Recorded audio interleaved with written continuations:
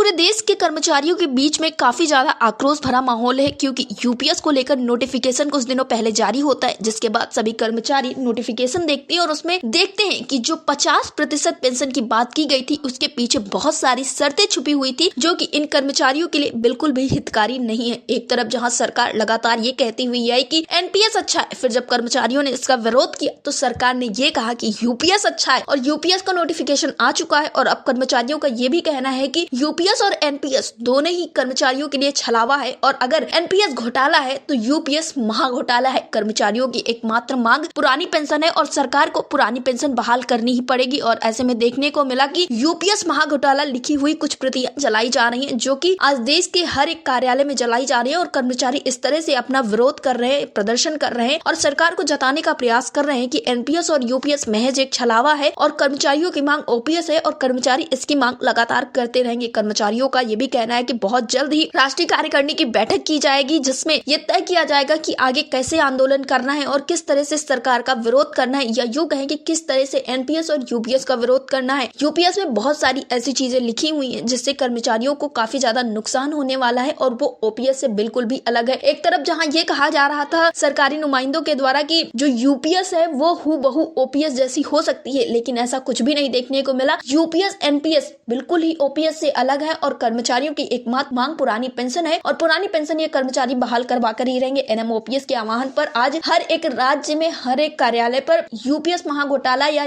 No UPS जैसी प्रतियां जलाई जा रही है, और आपको आगे देखने को मिलेगा कि एक बहुत बड़ा धरना प्रदर्शन भी किया जा सकता है। राष्ट्रीय अध्यक्ष विजय कुमार बंधु से भी अटल टीवी की टीम ने बातचीत की तो उनका भी यही कहना था कि यूपीएस और एनपीएस उनकी मांग नहीं है, उनकी मांग ओपीएस है, और अगर सरकार यूपीएस और एनपीएस का ऑप्शन दे सकती है तो सरकार जो पहले से ही पेंशन चली आ रही है ओपीएस उसका भी एक ऑप्शन दे सकती थी, लेकिन सरकार ऐसा नहीं कर रही, क्योंकि सरकार कर्मचारियों के साथ छलावा कर रही है और निजीकरण को शेयर मार्केट में पैसा बढ़ाने के लिए ये सारी चीजें लाई जा रही हैं। फिलहाल इन सारे विषयों पर एनएमओपीएस के हरियाणा राज्य के प्रदेश अध्यक्ष विजेंद्र धारीवाल का क्या कुछ कहना था, आप भी सुनिए।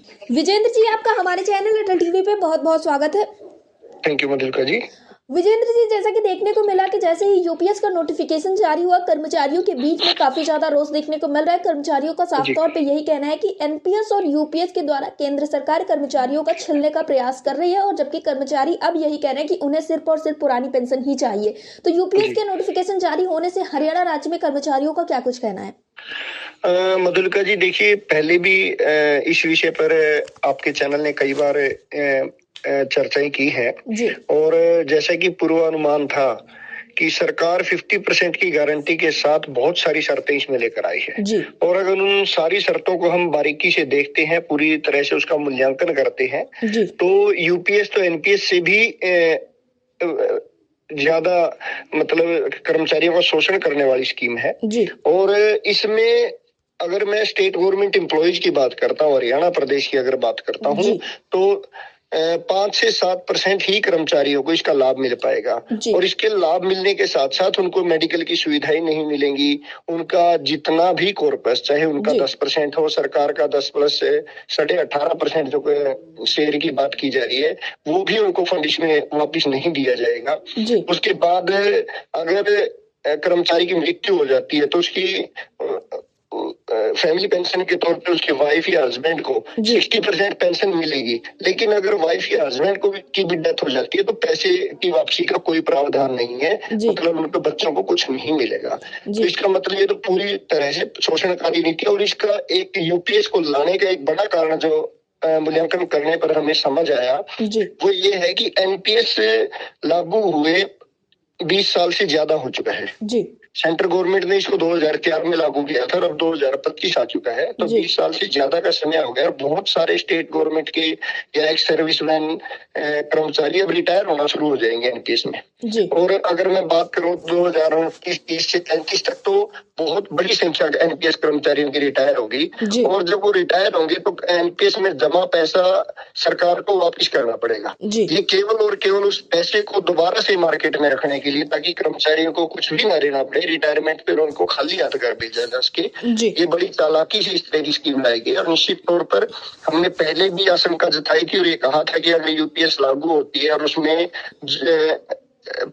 ओपीएस के लाभ नहीं होते तो हम इसका विरोध करेंगे। और अब चाहे एनपीएस हो चाहे यूपीएस हो, अगर इनका मूल्यांकन ओपीएस के साथ करते हैं तो किसी भी तरह से ओपीएस का विकल्प नहीं हो सकती। और इसीलिए शायद कर्मचारियों में रोष है और national movement for old pension scheme के बैनर तले आज पूरे देश भर में तमाम विभागों के कर्मचारी अधिकारी अपने अपने विभागीय स्थल पर जहां पर वो कार्यरत है वहां पर यूपीएस की प्रतियां जला रहे हैं और इसको सरकार को एक मांग कर रहे हैं कि एनपीएस यूपीएस इस तरह की स्कीमों में घुमाने की बजाय, बाजार आधारित स्कीमों में रखने की बजाय अब जो अश्योर्ड पेंशन स्कीम जो हमें पहले से मिलती आ रही है ओपीएस उसको दिया जाए। जी विजेंद्र जी, तो क्या अब ये कहा जा सकता है कि जैसे कि पूर्वानुमान लगाया गया था कि पेंशन के लिए अंतिम वेतन की 50% की जो गारंटी के साथ बहुत सारी शर्तें छुपी होने वाली है और ऐसा ही कुछ अब देखने को मिला यूपीएस के नोटिफिकेशन में? जी देखिए, इसमें एक नोटिफिकेशन में एक खास बात और कही गई कि अब अगले 3 महीनों में सभी कर्मचारियों से एनपीएस और यूपीएस में विकल्प मांगा जाएगा। उनको विकल्प चुनना होगा। अगर सरकार विकल्प दे रही है तो पहले से एक ओपीएस स्कीम भी पहले से चलती आ रही है, तो इन तीनों स्कीमों का विकल्प दिया जाए कर्मचारियों को, एनपीएस, यूपीएस और ओपीएस। अब जब ये तीनों का विकल्प मिलेगा तभी न्याय संगत होगा। अगर इन दोनों का ही एनपीएस और यूपीएस का विकल्प है ना तो वो न्याय संगत है ना कर्मचारियों के हित में है, तो निश्चित तौर पर उसका भी विरोध किया जाएगा और हम ऐसे विकल्प की भी खिलाफत करेंगे। जी विजेंद्र जी, आपने विकल्प की बात की है तो खबरें ऐसी भी निकल के आई है कि जो एक बार यूपीएस चुन लेगा उसको फिर दोबारा लौटने के लिए कोई रास्ता नहीं बचेगा। मधुलिका जी, ये सरकार ने बड़ी चालाकी की है। एनपीएस को बिना कर्मचारियों की राय लिए लागू कर दिया गया था और इसका इसीलिए विरोध भी किया जा रहा था कि जबरदस्ती एनपीएस थोपी गई। अब सरकार ने एक चालाकी कर दी कि आपको विकल्प देंगे एनपीएस और यूपीएस का, उनमें से ही चुनना होगा। अगर एनपीएस चुनेगा या यूपीएस चुनेगा, फिर बाद में कर्मचारी कोर्ट जाता है अगर उसको पूरी पेंशन नहीं मिल पाती या अन्य वित्तीय लाभ नहीं मिल पाते, जब वो कोर्ट जाएगा तो सरकार उनके सामने रखेगी कि हमने तो इनसे कंसेंट लिया था और इन्होंने खुद विकल्प दिया है।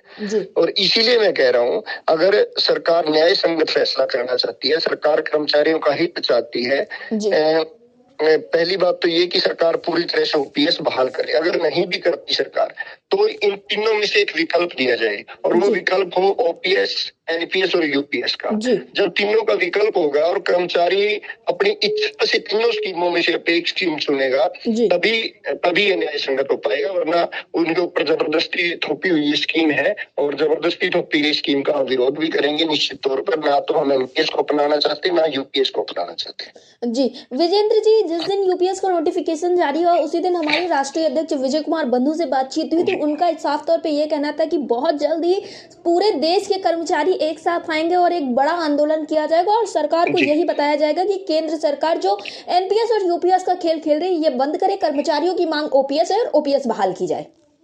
जी बिल्कुल बिल्कुल, हमारी मांग तो पहले दिन से ओपीएस थी। यूपीएस की तो मांग किसी ने की नहीं थी, ना किसी ने एनपीएस की मांग की थी, ना किसी ने यूपीएस की मांग की थी। और मैं तो पहले दिन से कहता आया हूँ, जब भी किसी भी स्कीम के अंदर, किसी भी योजना के अंदर कोई संशोधन किया जाता है या नई योजना लाई जाती है तो उससे बेहतरी योजना लाई जाती है।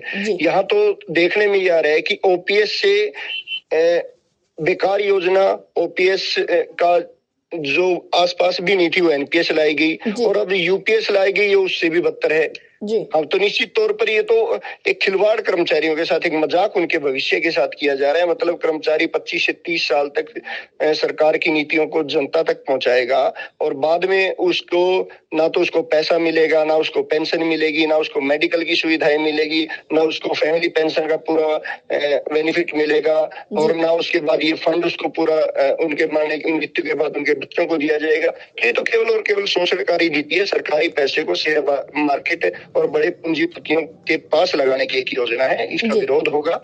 राष्ट्रीय कार्यकारिणी की हमारी कल भी ऑनलाइन मीटिंग हो चुकी है और जल्द ही हम दिल्ली में एक मीटिंग बुलाने वाले हैं। उस मीटिंग में हम फैसला लेंगे कि आगामी रणनीति बनाएंगे कि किस तरह का हमारा आंदोलन हो, किस तरह सरकार के सामने बात रखी जाए। और हरियाणा की अगर मैं बात करता हूँ, हरियाणा में भी हम जल्द ही मीटिंग बुलाकर हरियाणा के मुख्यमंत्री से मिलने का समय लेंगे। अगर उनसे समय मिल जाता है तो उनके सामने हम अपनी पूरी गणना एनपीएस, यूपीएस और ओपीएस की सारे इनका मूल्यांकन उनके सामने रखेंगे और उनसे आग्रह करेंगे कि हरियाणा में ओपीएस बहाल करने के साथ साथ वो केंद्र सरकार को भी लिखे कि केंद्र सरकार भी ओपीएस लागू करे या उसको एक विकल्प के रूप में दिया जाए ताकि कर्मचारी ओपीएस, एनपीएस और यूपीएस में से एक बेहतर विकल्प को चुन सके। जी, विजेंद्र जी, एयरटेल टीवी से जुड़ने के लिए धन्यवाद।